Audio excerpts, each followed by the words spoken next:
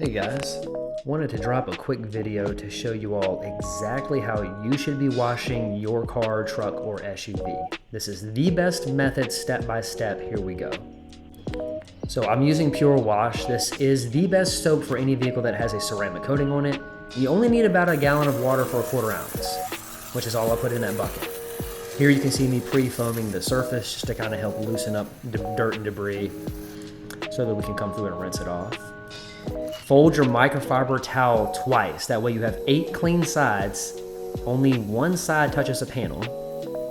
Here you can see me rinsing everything off before we get going.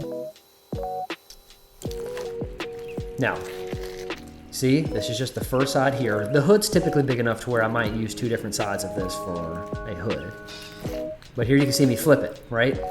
No dirt or debris that can come off that hood is now gonna go on the fender. And always work from top to bottom. You don't wanna drag dirt from the bottom of the car to the top. Now it's kind of off camera there, but I am actually switching it over to another clean side to start the front bumper. So this is my 3rd clean side on that rag.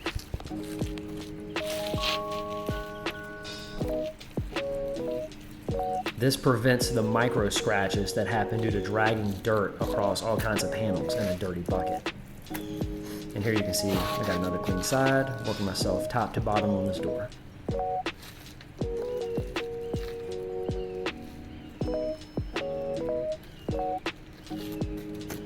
See me flip it over right there.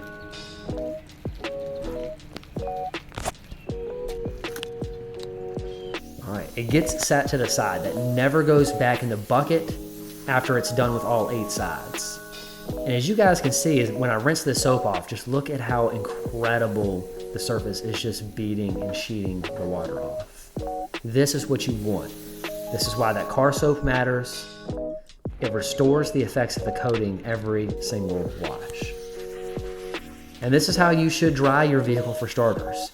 If you can blow as much water off as possible, you minimize the amount of micro scratching that happens from using a towel. It's also really good for getting water out of these cracks and crevices around the doors, window seals, in my case here, gas cap as well. Come back through with a towel if you need to dry off any of the areas that the blower just couldn't really get to that good. You're always going to have some spots, especially around your mirrors, that are leaking out for a while. And this here is the finished product.